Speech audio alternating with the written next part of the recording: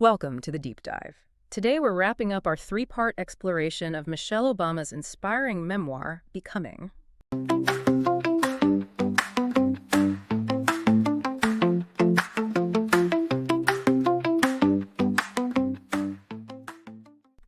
If you've been with us, you know we've journeyed through her early life and her foundational years. In this final deep dive, we're focusing on the period she calls Becoming More.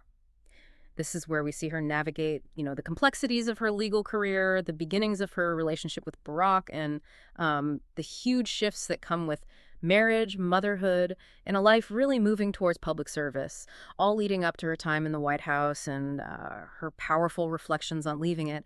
It's a period of just immense growth, challenge, and ultimately a deepening understanding of herself and her purpose. Absolutely. And what's really illuminating this section, I think, is how it distills the essence of her whole journey. Yeah. We don't just see where she ended up, but the continuous, sometimes really tough process of becoming that defines her. We'll get into how those early experiences shaped her resilience and how she kept adapting to new roles, always trying to make a real impact. Okay, so as we transition into this final phase, we start with her high school years at Whitney Young, a selective school, and it brought new challenges for her. She famously described feeling like the best of the worst, coming from her previous school and having this deep self-doubt about whether she was, smart like them.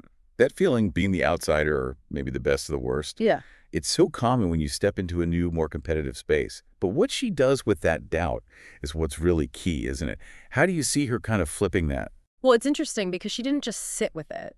She calls the doubt almost like a malignant cell she had to stop. So she immediately turns that into this drive, this need to prove herself. She talks about grounding herself, watching her classmates, putting in extra hours of studying, really working to close that gap instead of just comparing herself. And that early, I'll show you intensity, it keeps popping up.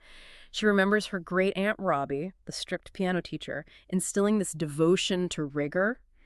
And there's even that story from kindergarten, demanding a do-over to prove she could read the word white correctly, just refusing to be dismissed. That's such a clear pattern of self-advocacy right from the start, a refusal to accept limitations. And that becomes crucial later on. And her family's influence was huge, you're right. Her brother Craig, just 2 years older, being her protector, her trailblazer almost. And their parents encouraging those Socratic discussions at home, even arguing about eggs for breakfast. I love that. Debating breakfast. And it led to her winning the right to eat PB&J for 9 years. It shows how that critical thinking was just part of life for her. But that self-doubt mixed with the I'll show you thing, it definitely carried into Princeton. There, she felt her otherness even more, didn't she?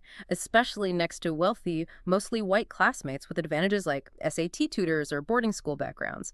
She describes it so vividly, feeling like she'd never played anything but an instrument with broken keys on a stage full of perfect pianos. Wow, that piano recital analogy, it's incredibly powerful. It really gets at systemic disadvantage, doesn't it? Yeah. It shows how, even with her intelligence and all that effort, the playing field just wasn't level. And that, reinforced why she needed her community, her Black friends at the Third World Center. That space was vital for relief and support. Yeah, a real anchor. And then at Princeton, you also have this contrasting friendship with Suzanne, nicknamed Scroozy. Totally free-spirited, fun first, even turned down an Ivy League business school. This is a different approach to life. Whereas Michelle saw herself as a box checker, always focused on effort result, living like a half-closeted CEO, driven by achievement. Though she also found real joy working at a daycare, that wonderful obliterative effect, hinting at maybe other passions beyond the driven path. Which brings us right to her career choice, doesn't it? Wow. Law school. She pursued it dutifully, saw herself as smart, analytical, and ambitious. But she also admits she was driven partly anyway by wanting other people's approval. She mentions wanting to be a pediatrician as a kid and people saying, "My, isn't that impressive?" That kind of external validation thing. Oh, absolutely. That struggle is so relatable. The gap between what looks successful on the outside and how you feel inside. Her journey really highlights that, External validation, even big career milestones, they don't always fill that internal void. And she's so honest about it, realizing she hated being a lawyer, felt empty doing it, even if I was plenty good at it. Just seeing how that drive to excel had maybe pushed her down the wrong road for her. And that realization sparks a big shift. She starts looking around, thinking about alternatives, teaching, maybe college administration, nonprofit work, especially helping underprivileged kids. She knew a more virtuous job, as she put it, would mean less money, so she's literally listing expenses. You can feel her frustration with the law firm life, even with the nice office, the view of Lake Michigan. it just wasn't fulfilling. Right. And that growing self-awareness, that questioning, it really sets the stage for the next massive change in her life. Meeting Barack Obama, she was assigned to mentor him, the summer associate at her firm. And initially, she wasn't impressed, put off by him being late, the smoking. She declared herself too consumed with work for dating anyway. Huh. Yeah, and it's fascinating how different they seemed right away. Their Mm-hmm. styles, their backgrounds. Michelle on that lockstep march toward success. Barack with his improvisational zigzag path. Hawaii, Indonesia, Kenyan father, Kansan mother. He seemed, as she describes him, oddly free from doubt. Almost like a unicorn. Different energy entirely. Totally. But their friendship grew, didn't it? Over those lunches billed to the firm, she finds out he's reading political philosophy like it's beach reading while she's all about practical application. Even her brother Craig's assessment after playing basketball with him is telling. No ball hog, but he's got guts. And their engagement story is unique too. Barack surprising her, basically saying love was foundation enough, rings or no rings. That must have been interesting for Michelle. She was a planner, saw marriage as a given. She had to reconcile his more fluid approach with her own expectations. And that whole period, it prompts her first real swerve, career-wise too, taking the job at City Hall with Valerie Jarrett. Barack supported it, even though he had some concerns, showing that simple buoying faith she mentions that things would work out. Then moving to lead public allies, helping young people. That felt almost like destiny for her, connecting back to those earlier interests. Yeah, you really see the personal and the eventually political starting to weave together here. She writes very openly about wanting a baby, the difficulties with fertility treatments, IVF, and feeling that acute burden of being female where the sacrifices felt more mine than his. She calls it a small moment of reckoning. That speaks to such a common experience for women, balancing career and family aspirations, and how the load often isn't quite equal, even in the best partnerships. Then Malia's birth in '98 changes everything. They become obsessive and a little boring, focused on pacifiers and sleep schedules, totally relatable for new parents. Absolutely. And when she goes back to work half-time at the University of Chicago, she's trying to find that balance, that Mary Tyler Moore Marion Robinson balance. She talks about career woman, but grounded like her own mom. And she emphasizes the importance of her mom posse, other educated, ambitious women also juggling kids and careers, finding strength in sharing struggles, realizing there was no formula for motherhood. And that's such a powerful point about community. Shared experience is crucial in navigating those big life stages. It's the opposite of struggling alone. But while all this is happening personally, Barack's political career is picking up steam. Illinois Senate, then that run for U.S. Congress, which Michelle initially thought was a terrible idea. Right. She gave it a wan blessing, kind of hoping he'd lose so he could maybe lead a foundation and be home for dinner more. She felt like his days were becoming this constant choice, casting another vote between family and politics. And that tension, family versus politics, it just ramps up massively during the 2008 presidential campaign.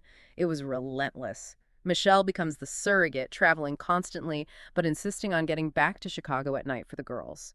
Her mom, Marion Robinson, steps up hugely, cutting back her own work hours to help. It really paints a picture of the incredible demands, logistical and emotional, on political families, especially the spouses. And Michelle describes her own fear before Barack even announced in Springfield, thinking, what if we're not good enough? And then the surprise, the sheer number of people who showed up, more than 15,000. You feel that weight, that moment. Yeah, and the scrutiny was intense from the start. She talks about that snarky column, calling her a princess of South Chicago, questioning her hospital promotion, and how she just started avoiding cable news, switching to HGTV and E to cope. Totally understandable. Plus all the crazy rumors about Barack, the secret Muslim stuff, birtherism, highlighting how toxic online misinformation was. Even then, It really does show that immense pressure cooker. Yeah. Trying to manage your public image, stay authentic, while dealing with often vicious attacks. It's not just about policy. It's about navigating this incredibly intense personal scrutiny. So they win. And the transition to the White House, she calls it a strange underwater universe. There's that funny story about Sasha, just 5 years old, seeing room after room on the tour and blurting out, "Oh no, not another room." Oh. It perfectly captures how overwhelming it must have been. Even her mom was reluctant at first, asking, "How do you sleep in a museum?" Huh. It really brings it down to earth, doesn't it? A historic moment, but still filled with those everyday family adjustments and reactions. And as First Lady, she didn't just follow the traditional path. She really carved out her own initiatives. Launching Let's Move, tackling childhood obesity, taking on big corporate lobbies, championing joining forces for military families after being deeply moved by their sacrifices, even using fashion strategically, mixing high-end with Target, promoting diverse designers, learning how to direct the American gaze, as she put it. In that moment, hugging the queen, technically a breach in protocol, but she felt she'd done the human thing. Right, she really navigated that role thoughtfully, using that soft and undefined power, as she calls it, to push for things she believed in. But the second term, it brought its own set of challenges, more scrutiny, like her worry over Malia's ear infection causing Barack to miss a key vote. It showed how fiercely she prioritized family, even over major political moments. She talks about the emotional toll, the constant calibration her life required. Sometimes just eating fast food alone in her car felt like an achievement. It's a potent reminder, isn't it? That even with unbelievable privilege and impact, the human struggles for balance, for moments of normalcy, they're still there. Public life can be isolating. And the political climate just got more divisive, she notes. Republicans fighting Barack's every effort. The horror of gun violence hitting close to home with Hadia Pendleton's death, a young girl from her own South Side neighborhood. She used her platform then to push for gun laws, for girls' education globally, recognizing the power in showing children my regard.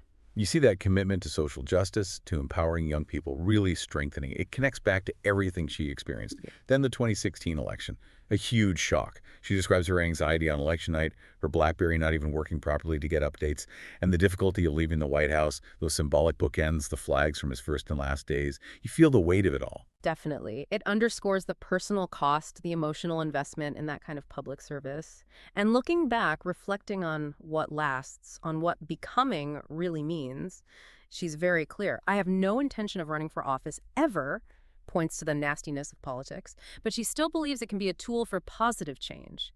And her final definition is powerful. Becoming isn't about arriving somewhere or achieving a certain aim.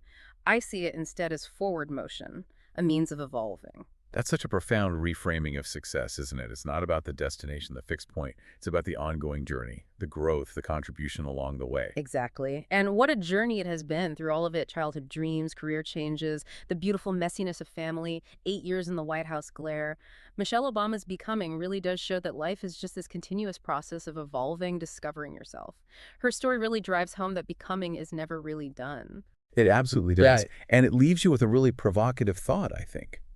If becoming is this ongoing process, this constant growth, what new transformations might you be on the verge of, even when things feel settled, or maybe especially when they feel uncertain? That's a great question to ponder. We really hope this 3-part deep dive into becoming has given you more than just a summary.